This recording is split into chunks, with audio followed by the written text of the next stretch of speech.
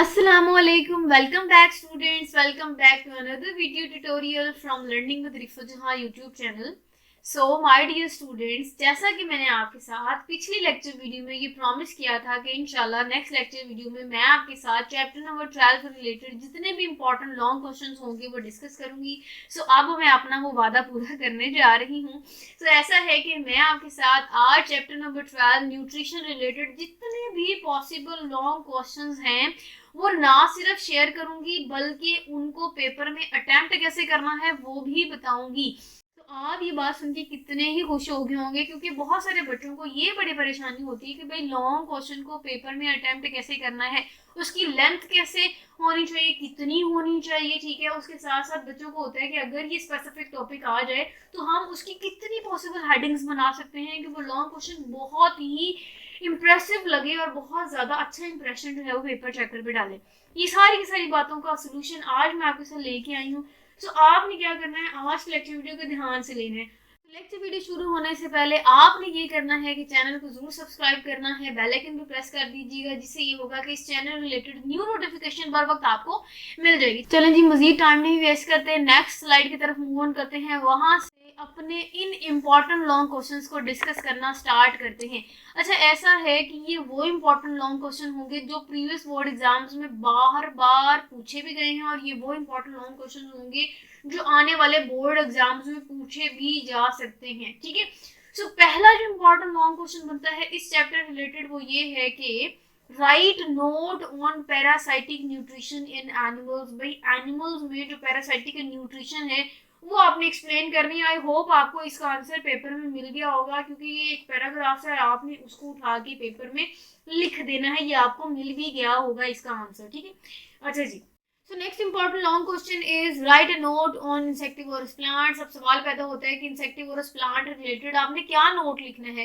ऐसा है क्योंकि चैप्टर का नाम न्यूट्रिशन है, तो आप बुक पे अगर जाएं तो आपको टॉपिक मिल जाएगा न्यूट्रिशन इन इंसेक्टिवोरस प्लांट. ठीक है, सो वो वाला आपने टॉपिक इसमें बेसिकली लिखना है. अब बच्चे कह रहे थे मैम आप ना जो पेपर नंबर जरूर हमें मेंशन कीजिएगा कि पेज जो नंबर है ना वो कहाँ है, कहाँ ये टॉपिक है. ठीक है, तो ऐसा तो मैं नहीं आपको बता सकती, क्योंकि डिफरेंट बुक्स जो है वो कॉलेजेस में डिफरेंट तरीके की बुक्स पढ़ाई जाती है, तो पेपर जो है वो हर कॉलेज की बुक का जो है वो डिफरेंट होता है. बट मैं आपके साथ ये जरूर आसानी के लिए कर सकती हूँ कि मैं आपको बताती हूँ कि इनमें कितनी पॉसिबल हेडिंग्स आती हैं. आपको अगर ये लॉन्ग आता है तो आपने कहाँ से कहाँ तक इसको लिखना है, एक बात.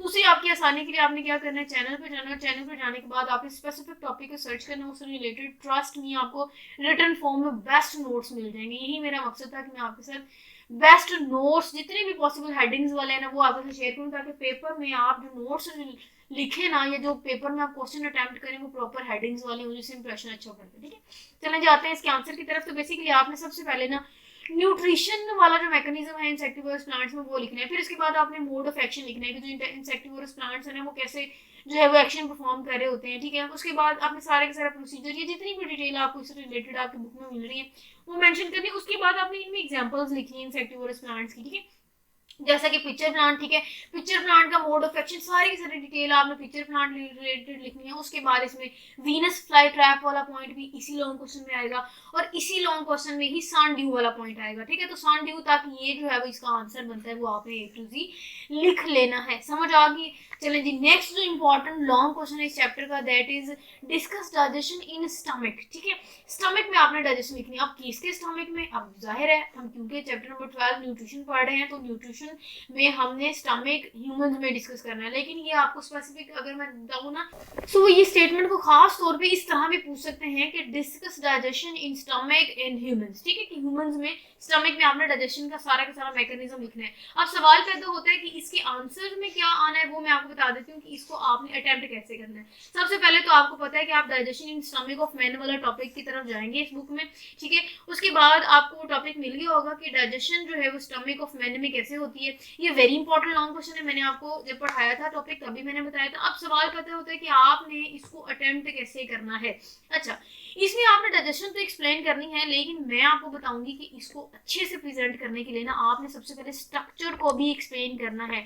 जो ह्यूमन स्टमक है ना उसके आपने स्ट्रक्चर को एक्सप्लेन करना है, सारे के सारे स्ट्रक्चर को डिटेल से, उसकी जितनी भी लेयर्स हैं वो सारे के सारे लेयर्स आप एक्सप्लेन कर दें. हाँ, ना आप जरा ज़्यादा डिटेल में जाएं, लेकिन आपने मेंशन जरूर करनी है, ठीक है। उसके बाद आपने फिर इनमें डिफरेंट जो लेयर्स है ना उनका आपने फंक्शन बताना है, तब आप इसको बेसिकली डाइजेशन की तरफ ही इस टॉपिक को मोड़ रहे हैं। फिर उसमें आपने रोल ऑफ म्यूकस लिखना है, फिर आपने रोल ऑफ हाइड्रोक्लोरिक एसिड लिखना है कि उसका क्या रोल है डाइजेशन में, फिर रोल ऑफ पेप्सिन लिखना है, फिर काइम कैसे फॉर्मेट होती है, फॉर्मेशन ऑफ काइम आपने लिखना है, ठीक है। तो ये सारे के सारे पॉइंट्स जब आप लिख देंगे तब आप ये जो डाइजेशन इन स्टमक वाला पॉइंट है उसको एक्सप्लेन कर सकते हैं, क्योंकि जब आप स्ट्रक्चर को एक्सप्लेन करेंगे स्टमक की, तो स्ट्रक्चर के साथ साथ जब आप उस स्टमक के स्ट्रक्चर को एक्सप्लेन करेंगे ना तो उसमें उसका रोल भी आ जाता है। तो जब स्टमक के स्ट्रक्चर का रोल आप लिखेंगे, फंक्शन लिखेंगे, तो इनडायरेक्टली उसका फंक्शन मेजर तो यही कि वो डाइजेशन करता है, तो आप उस डाइजेशन को ही एक्सप्लेन कर रहे होंगे।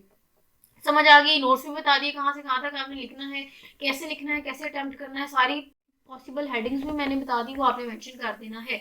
नेक्स्ट जो है वो हमने डिस्कस करना है कि जी डाइजेशन इन ओरल कैविटी, ये वेरी इंपॉर्टेंट लॉन्ग क्वेश्चन है, ये पूछा जाता है पेपर में। अब सवाल पैदा होता है कि आपने इसको अटेम्प्ट कैसे करना है, ठीक है।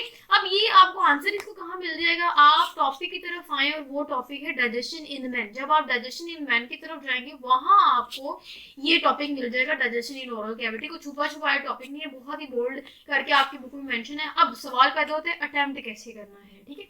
अच्छा, आपने क्या करना है, डाइजेशन इन ओरल कैविटी, सबसे पहले आपने डाइजेशन को एक्सप्लेन करना है क्या होती है, ठीक है। फिर आपने ना इसमें डिफरेंट आपने वो पॉइंट्स लिखने जिसमें सिलेक्शन ऑफ फूड आ जाता है, ग्राइंडिंग और मेस्टिकेशन वाला पॉइंट आ जाता है, लुब्रिकेशन एंड डाइजेशन वाला पॉइंट आ जाता है, ठीक है। तो ये चारों के चारों पॉइंट्स को जब आप एक्सप्लेन करेंगे वन बाय वन, ठीक है, फिर उसके बाद लुब्रिकेशन एंड डाइजेशन वाले पॉइंट में ना आपने फर्दर हेडिंग्स इसमें ऐड करनी है, जैसा कि इसमें आ जाता है जी डिफरेंट ग्लैंड्स के बारे में आपने मेंशन करना है, वाटर और म्यूकस का फंक्शन आपने लिखना है, ठीक है, सोडियम बाइकार्बोनेट का फंक्शन, ठीक है। फिर हाँ, आप इसमें थोड़ा बहुत सॉल्विंग का भी एक्सप्लेन कर सकते हैं कि जी सॉल्विंग कैसे होता है, हाँ, लेकिन सॉल्विंग की डिटेल में नहीं आपने भाग जाना, ठीक है।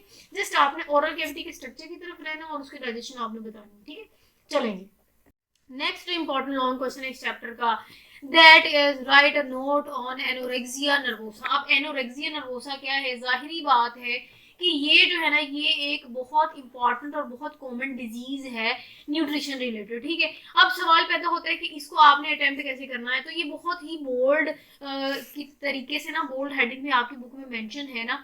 सो इसको आपने एक्सप्लेन क्या करना है, पैराग्राफ की फॉर्म में आपकी बुक में मेंशन, लेकिन आपने इसमें पॉइंट्स बनाने हैं, सारे के सारे पॉइंट्स लिखने हैं, आपने करेक्टर्स लिखने हैं, फिर आपने सिम्टम्स लिखने हैं, और लास्ट पे आपने ट्रीटमेंट लिखने हैं। क्योंकि अगर हम डिजीज की बात करें ना तो डिजीज रिलेटेड आपने इसके कॉजेज लिखने होते हैं, इसके सिम्टम्स लिखने होते हैं, ठीक है। तो जब तक आप डिजीज रिलेटेड उसकी वजूहात, उसके सिम्टम्स, उसके अलामात नहीं लिखते, तब तक आप उस क्वेश्चन को जस्टिफाई नहीं कर सकते, ठीक है। अच्छा, नेक्स्ट जो इंपॉर्टेंट लॉन्ग क्वेश्चन हमने डिस्कस करना है, that is how food is absorbed into blood in small intestine. Basically ये जो स्टेटमेंट है ना ये थोड़ी सी उन्होंने घुमा के पूछी, लेकिन ये जो टॉपिक आपकी बुक में बनता है ना, आप बुक में टॉपिक निकाल लें जी absorption of food in small intestine वाला, ठीक है। ये सारे का सारा इसमें बेसिकली आना है। इसमें आपने जितने भी स्मॉल इंटेस्टाइन के स्ट्रक्चर को एक्सप्लेन करना है सबसे पहले वो एक्सप्लेन करना है, क्योंकि अगेन वही बात, जब आप स्ट्रक्चर को एक्सप्लेन करते हैं तो आप उसके फंक्शन को भी साथ साथ ही एक्सप्लेन करते हैं, क्योंकि किसी भी स्पेसिफिक ऑर्गन का स्ट्रक्चर ही बेसिकली उसका फंक्शन परफॉर्म कर रहा होता है। तो ये जो है ना ये सारी की सारी ना इन्होंने पैराग्राफ में लिखी हुई है, लेकिन अगर आप चैनल पर जाते हैं ना तो चैनल पे आपको सारी की सारी डिटेल जो है वो पॉइंट्स रिलेटेड मिल जाएंगे, तो आपने इसको पॉइंट्स में मेंशन करना है, पैराग्राफ में नहीं, ठीक है। अच्छा जी, उसके बाद जो नेक्स्ट इंपॉर्टेंट हमारा लॉन्ग बनता है next chapter related, that is again एक डिजीज है जिसको हम ओबेसिटी बोलते हैं, मोटापा, ठीक है। अब सवाल पैदा होता है कि इसमें कितनी जो है वो हेडिंग्स आ जाती हैं और इसको अटेम्प्ट कैसे करना है। तो इसके आंसर में ना सबसे पहले आपने ओबेसिटी को एक्सप्लेन करना है कि ओबेसिटी होती है, डेफिनेशन, ठीक है।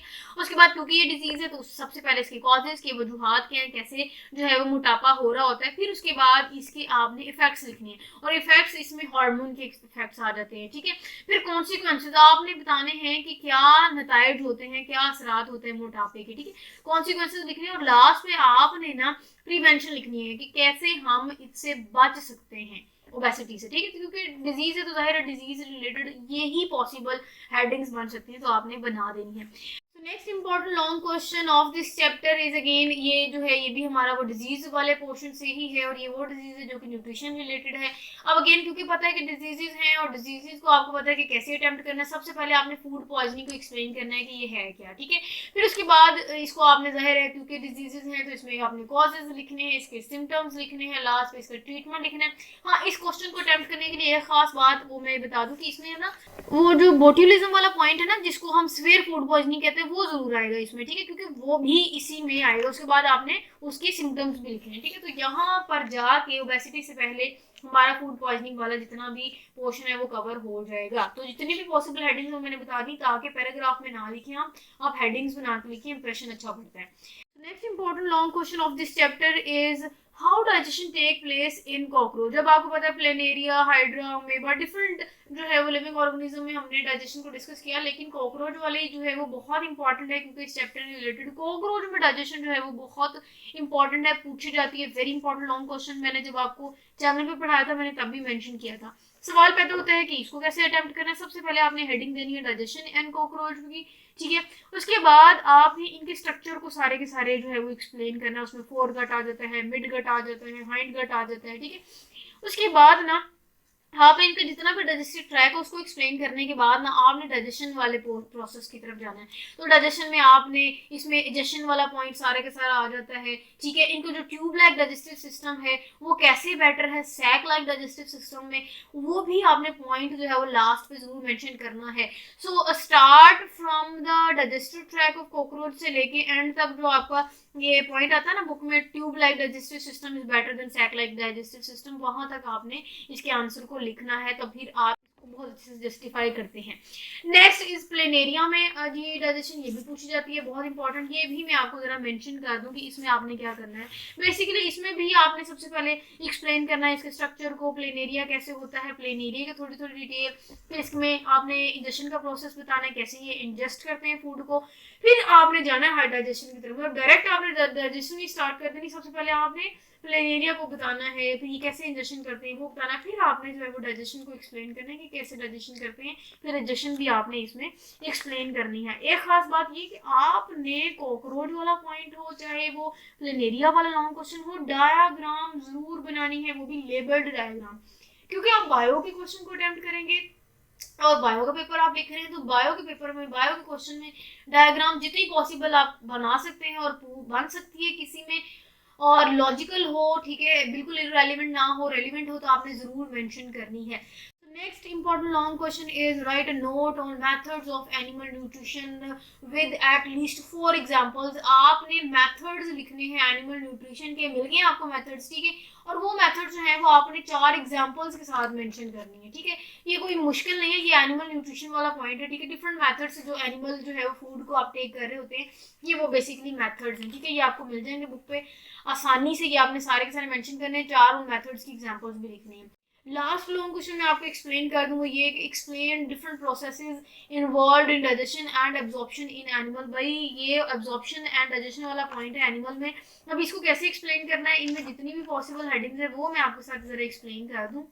तो ये भी आपने परेशानी होना, जो मेन हमारी बुक में पॉइंट है ना बेटा, ये जो ढूंढे हैं आप digestion in and absorption in animal, ठीक है, ये मेन ही टॉपिक है। तो यहाँ आप जाएंगे तो आपने यहाँ से सबसे पहले आपने सारे की सारी डिटेल मेंशन करनी जो आपके बुक में मेंशन है। हाँ, इसमें हेडिंग्स जो आती है वो मैं आपको बता दूं, इसमें आपने होलोजोइक न्यूट्रिशन वाला पॉइंट लिखना है, उसमें फिर इंजेक्शन वाला पॉइंट आता है, डाइजेशन वाला पॉइंट आता है, फिर चलते जाएं इंट्रासेलुलर और जो एक्स्ट्रा सेलुलर है डाइजेशन वो आ जाता है, एब्जॉर्प्शन, असिमिलेशन, इंजेक्शन, यहाँ तक। कहने का मतलब है आपको बुक में मिल ही गया होगा, ये मेन टॉपिक है, आपने सारे के सारे टॉपिक उठा के लिख देना, लेकिन हेडिंग्स के साथ, लेकिन हेडिंग्स मैंने बता दिए, फिर भी सर पे समझ ना आ रहा हो तो आपने चैनल पे जाना, चैनल पे जाके आपको रिटन फॉर्म में प्रॉपर हेडिंग्स के साथ लॉन्ग क्वेश्चन के एटलीस्ट आपको बहुत अच्छे से नोट्स मिल सकते हैं, वो आपने वहां से देख लेने, तैयार कर लेने, और वहां से आपको समझ भी आ जाएगी, क्योंकि अभी तो मैंने एक्सप्लेन नहीं किया, चैनल पे मैंने आपको डिटेल के साथ वो समझाए भी हुए हैं, और हाँ आपको लेबल्ड डायग्राम भी वहां मिल जाएंगे, आपको समझ आ जाएगी कि हमने लेबल कैसे करनी है डायग्राम को, समझ आ गई। सो दिस इज इट, यही था हमारा आज का लेक्चर। आई होप आपको समझ आ गई होगी। मैंने आपके साथ इंपॉर्टेंट 12 लॉन्ग क्वेश्चन शेयर किए हैं। ट्रस्ट मी, अगर आप इन्हीं 12 क्वेश्चंस को अच्छे से तैयार कर लेंगे तो आपको इस चैप्टर के लॉन्ग पोर्शन की टेंशन लेने की जरूरत नहीं है। सो इंशाल्लाह नेक्स्ट है वो मैं चैप्टर नंबर 13 के इंपॉर्टेंट शॉर्ट क्वेश्चंस आपके साथ शेयर करूंगी। टिल देन अपना बहुत सारा ख्याल रखिए, चैनल को जरूर सब्सक्राइब कीजिएगा, बेल आइकन भी प्रेस कीजिएगा, जिससे ये होगा कि न्यू नोटिफिकेशन बर वक्त आप तक पहुंच जाएंगे। कमेंट सेक्शन में कमेंट जरूर दीजिएगा, अपने फीडबैक से जरूर आगाह कीजिएगा। नेक्स्ट टॉपिक तक मुझे दीजिए इजाजत। Stay connected and Allah Hafiz.